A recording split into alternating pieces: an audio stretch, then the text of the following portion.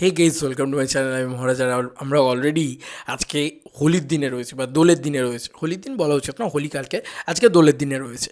তো দোলের দিন একটা মারাত্মক লেভেলের আপডেট কিন্তু অলরেডি আমরা জানতে পেরে গিয়েছি। সেটা একটা দারুণ আপডেট। সেটা বাংলা চলচ্চিত্র জগৎ থেকে তুফান মুভি বলে যে আয়োজন, তিনি পোস্ট করেছেন এই আপডেটটা।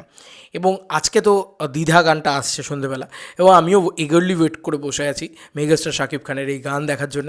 এই গান দেখে সত্যি বলছি মুগ্ধ হয়ে যেতে হয়, কারণ এই গানের যে ভিজুয়ালস, এই গানের যে যেরকম দেখতে লাগছে, গানটা প্রীতম হাসান যেরকম বানিয়েছে, সত্যি বলছি মন চুরি করে নিয়েছে। মানে এত মিষ্টি একটা মানে টিউন আমাদের শুনতে লাগছে টিজারে, তো ভীষণ ভীষণ ভালো লেগেছে।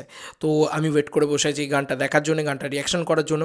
তো তার পরবর্তীতেই একটা দারুণ খবর, বরবাদ ছবিতে হাবিব ওয়াহিদ, এই ভদ্রলোক হাবিব ওয়াহিদের স্লো মেলোডি একটি রোম্যান্টিক গান, দুজনার দুটি হাত, মানে না, গানটার নাম হচ্ছে দুজনার দুটি হাত শিরোনামের গানটি মুক্তি পাবে ঈদের চাঁদ রাতে, এটা বলা হয়েছে। এবার আমি সত্যি বলছি, এই খবরের সত্যতা আমি জানি না। সঙ্গীত জগতের বস বলা হচ্ছে এই হাবিব ওয়াহিদকে। আমি সত্যিই ওনার বিষয়টা জানি না, আমি একটু গুগল করে দেখি ওনার কী কী গান ইত্যাদি রয়েছে। আর বাংলাদেশ থেকে তো আমি শিওর যে জানবেন হয়তো। ওয়াহিদ, তাই তো, ওয়াহিদ, হাবিব ওয়াহিদ, উনি কী ধরনের গান, কী গান ইত্যাদি তৈরি করেছেন? আচ্ছা, উনি আমাদের এখানেও প্রচুর গান তৈরি করেছেন। তোমাকে ছেড়ে যেতে আমি, এই গানটা তো দারুণ, ঠিক আছে, দারুণ, দুর্দান্ত। তো এত গান উনি তৈরি করেছেন, এবং সেখানে কিন্তু হাওয়ায় হাওয়ায় দোলনা দে না, এটা মনে হয় শাকিব খানের গান যতদূর সম্ভব। এবং দেবদার গান উনি তৈরি করেছেন, আমি তো দেখতে পাচ্ছি এখানে। আরও প্রচুর প্রচুর গান তৈরি করেছেন, এবং মূলত উনি খুব পপুলার একজন সিঙ্গার, এটা আমরা বুঝতেই পারছি। এবং ওনার কিন্তু একটা গান কিন্তু থাকতে চলেছে বরবাদে, এটা কিন্তু এই বাংলা চলচ্চিত্র জগৎ কনফার্ম করেছে। আচ্ছা, এবার সেখানে উনি বলেছেন স্লো মেলোডি একটা রোম্যান্টিক গান। তার মানে অলরেডি আজকে দ্বিধা একটা রোম্যান্টিক গান আছে, এরপরেও স্লো মেলোডি আর একটা রোম্যান্টিক গান থাকবে বরবাদের ভিতরে। তার মানে রোম্যান্সের পোর্শনটা অনেকটা বড় পোর্শন জুড়ে কিন্তু থাকতে চলেছে বরবাদে, এটা কিন্তু আমরা বুঝতে পারছি প্রথমত।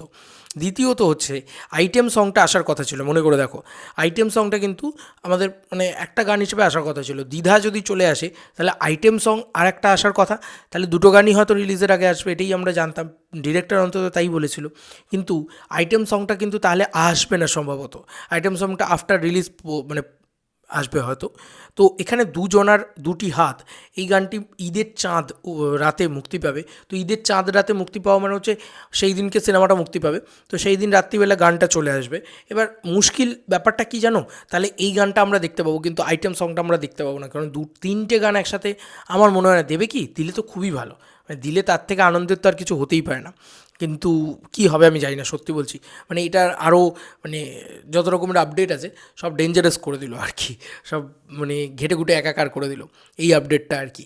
দেখা যাক কী হয়। তবে এই গানটা নিয়েও আমি অবশ্যই এক্সাইটেড। স্বাভাবিক, ইদিকার সাথেই দেখতে পাবো আমরা শাকিব খানকে, তো সেই জুটিটাকে আমরা এমনিই সেলিব্রেট করি, পছন্দ করি। দেখা যাক যে এই গানটা কেমন হয়। তবে আমি খুব এক্সাইটেড আইটেম সংটাকে নিয়েও, ওটাও যদি রিলিজ করা যায় রিলিজের আগে বা এই ঈদের দিন বা ঈদের দুদিন বাদে, খুব ভালো হয়। মানে আমি তো ওটার জন্য ওয়েট করে বসে আছি যে কবে ওই আইটেম সং, এত কথা শুনেছি ওই আইটেম সংটাকে নিয়ে, একটু দেখতে চাই এবং দুষ্টু কোকিলের মতন ভাইব পাই যেতে, সেটা চাই আর কি। দুষ্টু কোকিল কিন্তু রিলিজের আগে রিলিজ করেনি, মানে তুফান রিলিজের আগে রিলিজ করেনি, তাও ভাইরাল হয়েছিল। যাই হোক, তোমাদের কার কি মতামত এন্টায়ার ভিডিওটাকে নিয়ে জানিও কমেন্ট সেকশনে। চলো বন্ধুরা, নতুন কোনো ভিডিওতে দেখা হবে, বাই।